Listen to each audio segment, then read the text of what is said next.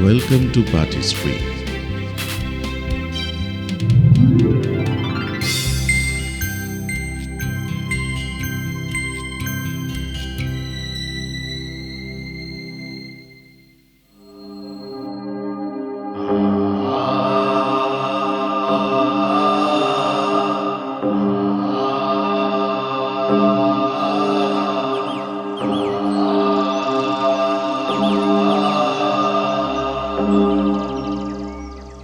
Today we are going to discuss about the evolution of Buddhism from Buddha to the reign of Asoka. The newly developed features of the social and economic life of the people did not fit in with the Vedic ritualism and animal sacrifice, which had become a source of senseless decimation of cattle wealth, the main basis of the new plough agriculture. The conflict between Vedic religious practices and the aspirations of the rising social groups led to the search for new religious and philosophical ideas which could better fit with the basic changes in the material life of the people. Thus, in the 6th century BCE in the Gangetic Valley, there emerged many new religious teachers who preached against the Vedic religion. In that context, Buddhism emerged as a new religion. The earliest Brahmanical law books prescribed trade and agriculture for the Vaishyas, who were ranked third in the social hierarchy.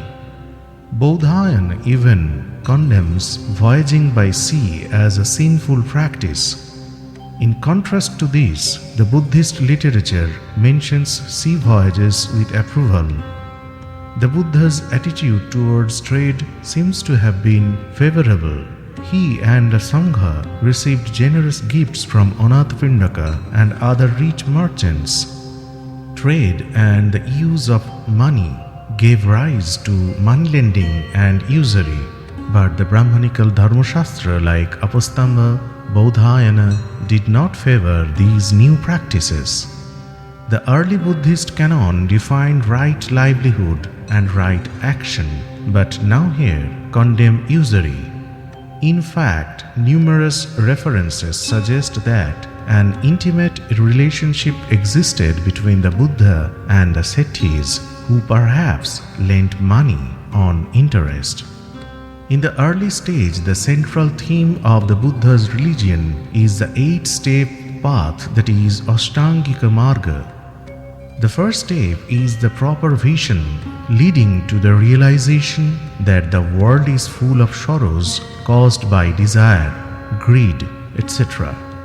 The second step is right aim, which leaves no room for covetousness or indulgence, but encourages everybody to love others fully and increase their happiness. Right speech is the third step. It implies the practice of truthfulness, promoting mutual friendship. Proper action, the fourth step, includes abstention from killing, stealing, and fornication, and performance of such deeds as would benefit other people. The fifth step is proper livelihood, earned by pure and honest means. Right effort, the sixth step, means mental exercise to avoid evil thoughts. The seventh step is correct awareness, according to which the human body is made of a nuclear substance. The last step is meditation, leading to the removal of evils generated by bonds of flesh and attachment to the mind. Anyone who follows these noble eightfold paths would attain final salvation, that is nirvana, irrespective of his social origin. Buddhism chose the middle path between full satisfaction of the senses and the ascetics' extreme self-mortification, the primitive fertility orgy, and the medicine, man's self-torture, for witchcraft were both unsuitable for the new society. The nucleus of Buddhism is the Noble Eightfold Path. Proper activity of the body or avoidance of taking life of stealing, of fornication, proper speech or truthfulness, not carrying tales, no cursing or vituperation, avoidance of idle chatter, proper vision and proper thought, or not hankering after the wealth of others, absence of hatred, belief in reward as fruit of good and evil deeds.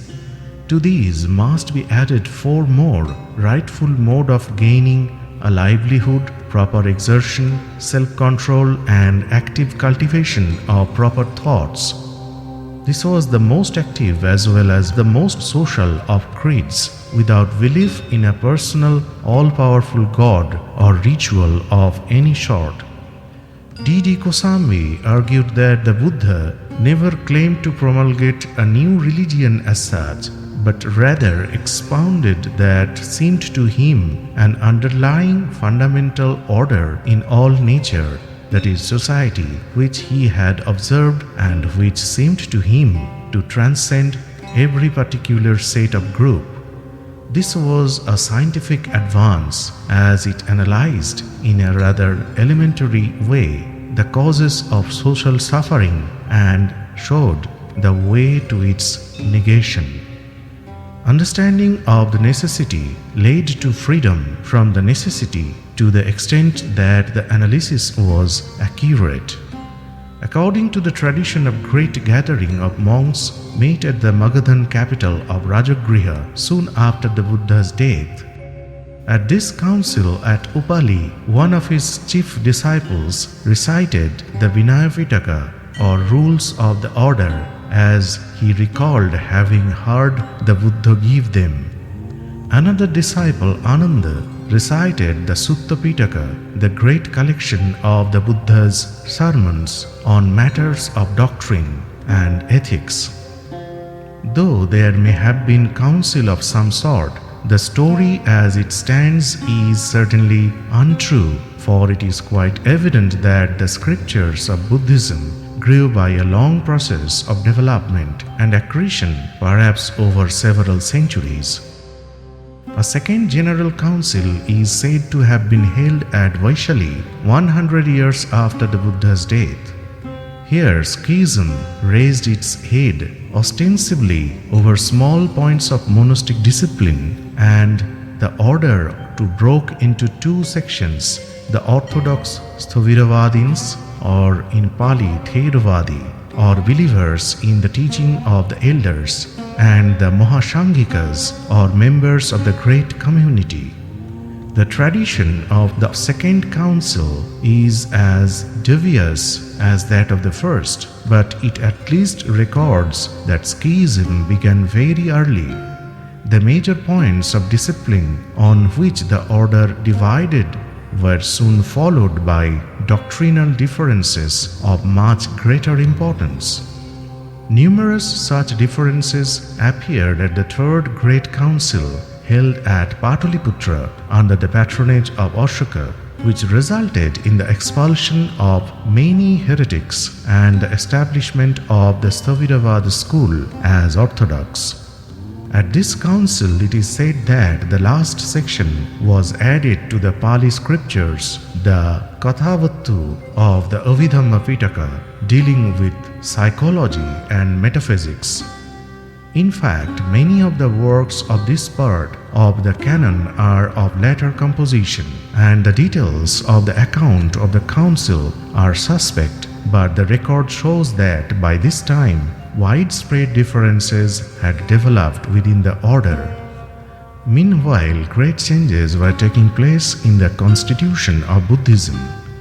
Some modern authorities believe that the Buddha had no intention of founding a new religion and never looked on his doctrine as distinct from the popular cults of the time, but rather as transcending them, a sort of super doctrine which would help his followers further along the road to salvation than Brahmanism or Upanishadic gnosis. This view is very questionable. Though the traditions of Buddhism give little evidence of direct antagonism between Buddhists and Brahmanas, at this early period there was much antagonism Buddhist and other heterodox sects such as Jains and Ajivikas. These sects did not merely wrangle over doctrine points but carried on vigorous propaganda among laymen for their support. We believe that even in the days of the Buddha himself, the order consciously tried to build up a following of lay folk who would pay to the Buddha their chief, if not their homage. The enormous gifts which so many wealthy people are said to have made to the order are no doubt exaggerated, but the tradition is more probably partly true than wholly false. And at least some of the wealthy merchants who so liberally supported the new teachings must have looked upon themselves as lay Buddhists. Whatever its position in the Buddha's lifetime, 200 years later Buddhism was distinct religion. Asoka classified all the religions in his empire under 5 heads: the Buddhist Sangha, the Brahmanas, the Ajivikas, the Nirgranthas or Jainas, and other sects. He further declared that while he gave his chief patronage to the Buddhists, he honored and respected them all and called on his subjects to do likewise. By Asoka's time, India was covered with viharas, which were both monasteries and temples. In becoming a religion, Buddhism borrowed and adapted much from the popular beliefs of the time. Its simple ritual was in no way based on sacrifice, Brahmanism, but on the cult of Chaityas or sacred spots. There were often small groves of trees or single sacred trees on the outskirts of villages and might also include tumuli, such as those in which the ashes of chiefs were buried. The Chaityas were the abodes of earth spirits and genii who, to the simple folk, were more accessible and less expensive to worship than the great gods of the Aryans. The Jaina scriptures show that unorthodox holy men after made their homes in or near the Chaityas, no doubt in order to obtain alms from visitors, and the Buddha is said to have respected these local shrines and to have encouraged his lay followers to refer them. Soon after the Buddha's death, many communities of monks gave up the practice of constant travel except in the rainy season and settled permanently on the outskirts of towns and villages, often near local Chaityas. With time, many of these little monasteries grew in size and importance. It was the cult of the Caitya that Buddhism made its own. According to tradition, stupas or tumuli were built by the recipients over the divided ashes of the Buddha. Other stupas containing the remains of locally revered monks and ascetics of other dominations rose up all over India in succeeding centuries. Asoka unearthed the ashes of Buddha from their original resting places and divided them still further, rearing stupas from all over India. The sacred grove or tree of the old popular cult became the Bodhi tree, a papal planted near the stupa to commemorate the Buddha's enlightenment, an object of great reverence.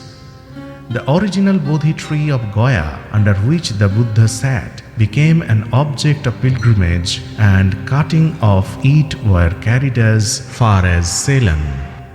One feature of the Buddhist cult which has now vanished is the column, perhaps the survival of a phallic emblem or megalith. Such columns existed in many ancient Buddhist monasteries, but their place in the cult is not clear.